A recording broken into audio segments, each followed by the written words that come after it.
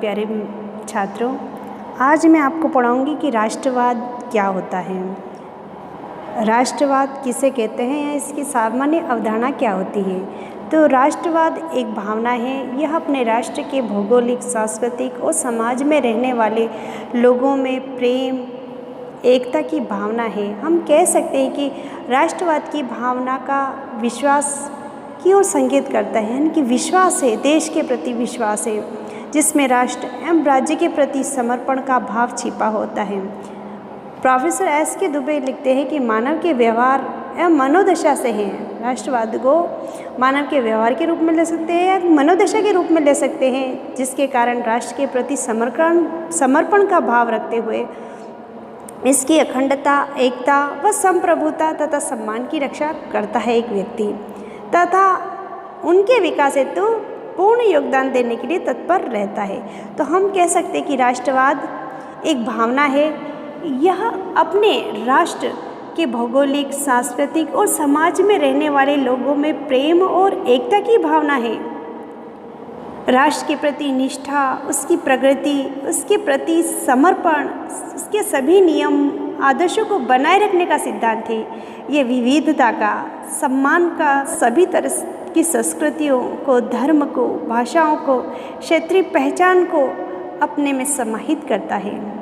तो राष्ट्रवाद शब्द की उत्पत्ति 14वीं सदी में फर्स्ट टाइम हुई थी और यह तभी अस्तित्व में आया था जब फ्रांस में पहली बार जॉन ऑफ आर्क यानी सेंट जॉन ने नारा दिया कि फ्रांस फ्रांसीसियों के लिए है, यानी कि उन्होंने अंग्रेजी सत्ता के खिलाफ फ्रांस के लोगों को जागृत किया राष्ट्रवाद के माध्यम से।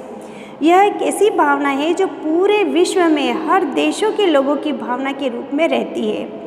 ऐसा माना जाता है कि इसका विकास आधुनिक विश्व में राजनीतिक पूर्ण जागरण का परिणाम है। तो राष्ट्रवाद एक भावना है, सम्मान की भावना है। आगे आता है राष्ट्रवाद की विशेषता क्या है। राष्ट्रवाद की दो विशेषता है। इसके स्वरूप दो प्रकार के माने जा सकते हैं, संकीर्ण तथा व्यापक।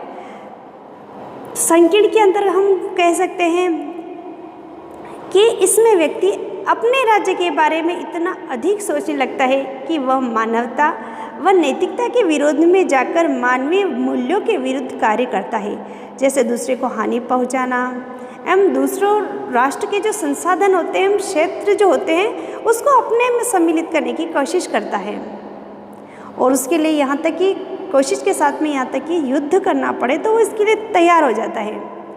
राष्ट्रवाद की व्यापक धारणा के अंतर्गत हम ले सकते हैं कि अपने राष्ट्र की एकता, अखंडता एवं विकास के साथ अन्य राष्ट्रों के विकास की अवधारणा का भी ध्यान रखा जाता है तथा इसमें मानवता एवं नैतिकता का समावेश होता है, जिसके आधार पर एक व्यक्ति वैश्विक विकास की अवधारणा में विश्वास करता है।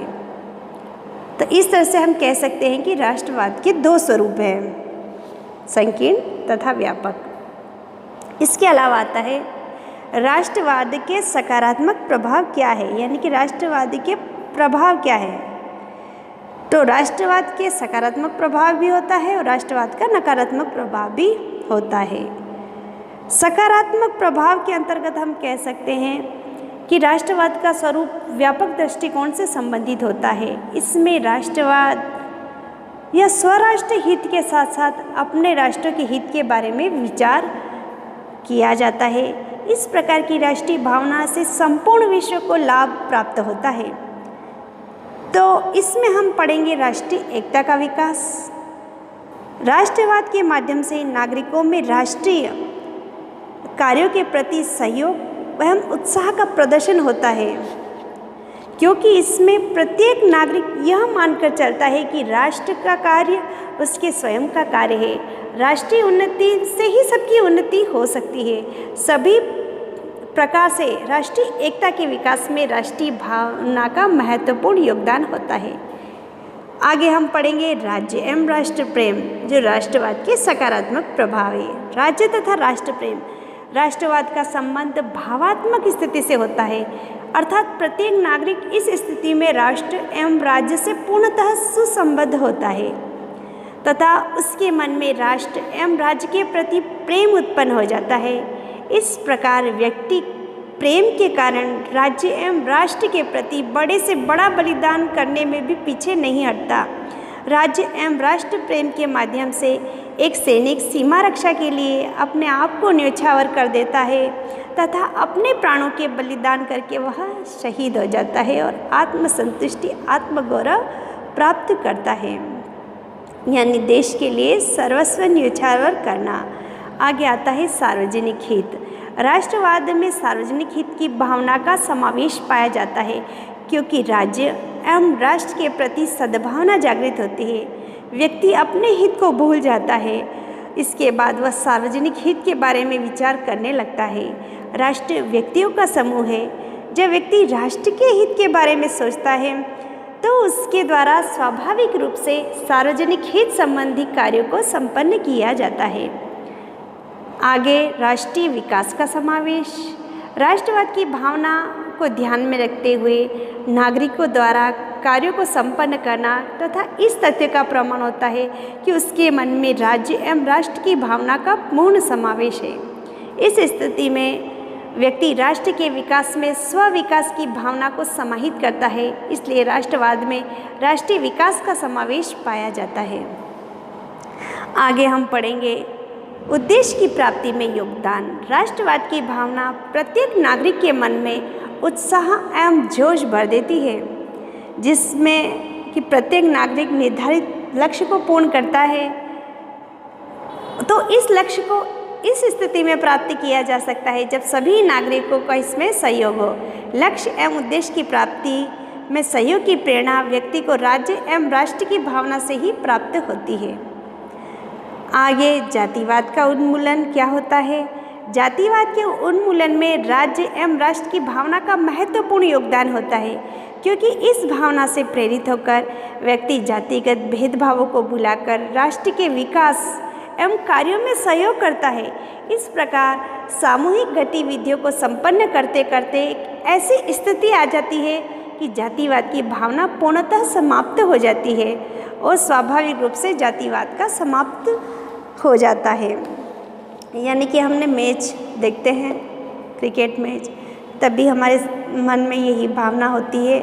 और जब कोई विदेशी शक्ति जब भारत के प्रति आंख दिखाता है तो हम जाति-पात के बंधन से मुक्त हो जाते हैं। हिंदू, मुस्लिम, सिख, ईसाई सभी एक होकर हम उस विरोधी शक्ति का सामना करते हैं।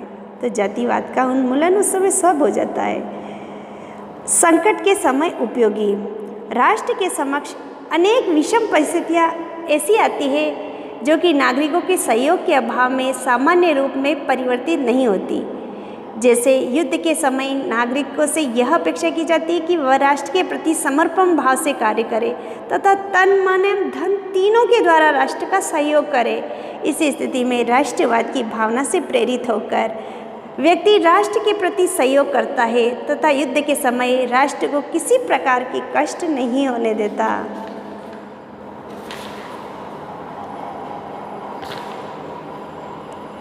अब आता है राष्ट्रवाद के नकारात्मक प्रभाव। राष्ट्रवाद के सकारात्मक प्रभाव है तो नकारात्मक प्रभाव भी अपनी भूमिका दर्शाते हैं, जो वैश्विक विकास के लिए घातक होता है। व्यक्ति मात्र अपने राष्ट्र के बारे में विचार करता है और विकास के संबंध अपने विकास के कार्यों में रुचि रखता है, तो उसको अन्य देशों के विकास से संबंधित कोई रुचि नहीं लेता, तो इससे वैश्विक आघात पहुंचता है। राष्ट्रवाद की जो भावना है इस समय संकीर्ण रूप धारण कर लेती है। संकीर्ण सोच के अंतर्गत संकीर्ण विचारों की उत्पत्ति होती है।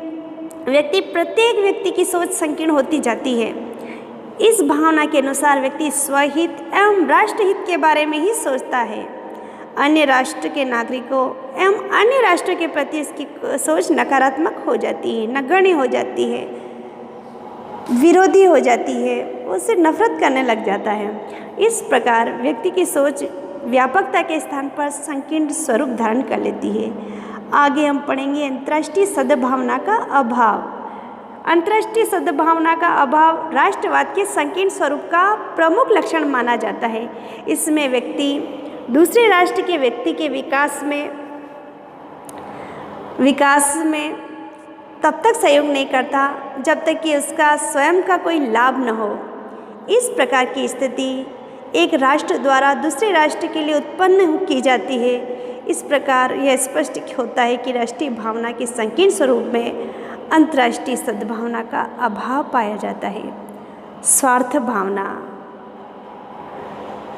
जब कोई व्यक्ति अपने राष्ट्र और अपने नागरिकों को राष्ट्रीय भावना की कट्टरता का प्रशिक्षण देता है तो इसका कुप्रभाव स्वयं राष्ट्र के विकास पर भी पड़ता है, क्योंकि व्यक्ति में जब स्वजन हिताय सर्वजन सुखाय की भावना का समावेश नहीं होता तो वह सभी प्रकार के मानवीय एवं राष्ट्रीय मूल्यों को भूलने लगता है तथा उसमें राष्ट्रीय भावना के स्थान पर निजी स्वार्थ की भावना का समावेश हो जाता है। इससे वह किसी भी व्यक्ति एवं राष्ट्र के हित से अधिक अपने स्वार्थ को महत्व देता है। इस भावना के कारण वह किसी का भी अहित करने लग जाता है, उसमें डर नहीं रहता है, संकोच नहीं करता है। विश्व बंधुत्व की भावना का विरोध,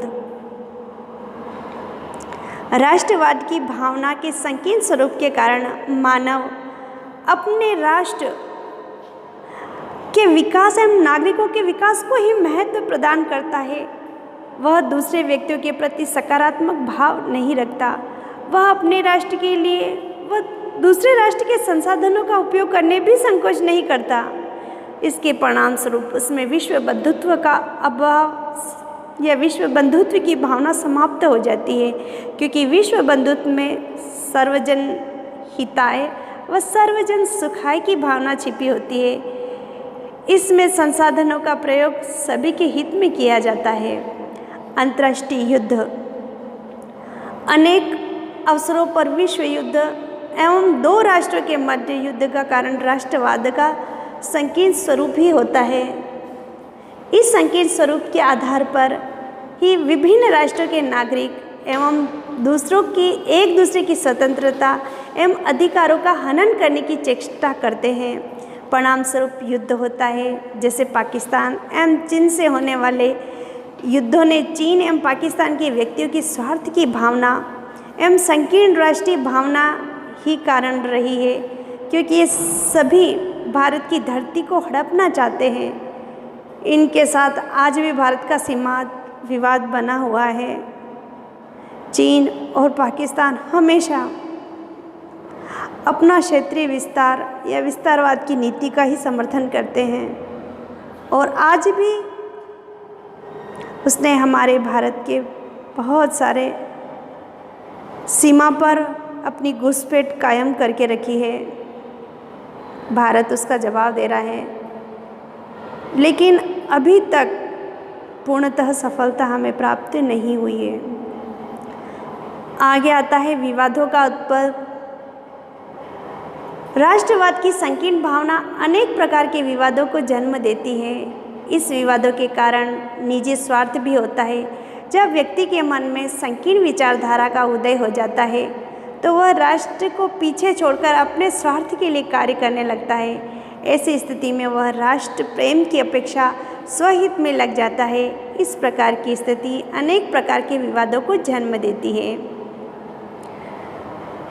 वैश्विक समाज का विरोध, राष्ट्रीय भावना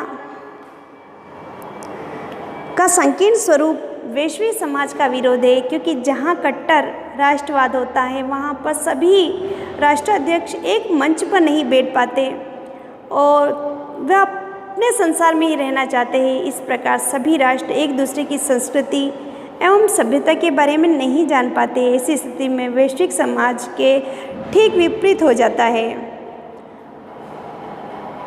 मानवीय दृष्टिकोण का अभाव, राष्ट्रवाद के संकीर्ण दृष्टिकोण में मानवता का अभाव पाया जाता है, क्योंकि इसमें व्यक्ति अपने देश के नागरिकों के हित व कल्याण के बारे में विचार करता है, जबकि मानवता का दृष्टिकोण इस तथ्य को कहता है कि संपूर्ण विश्व के मानव एक है।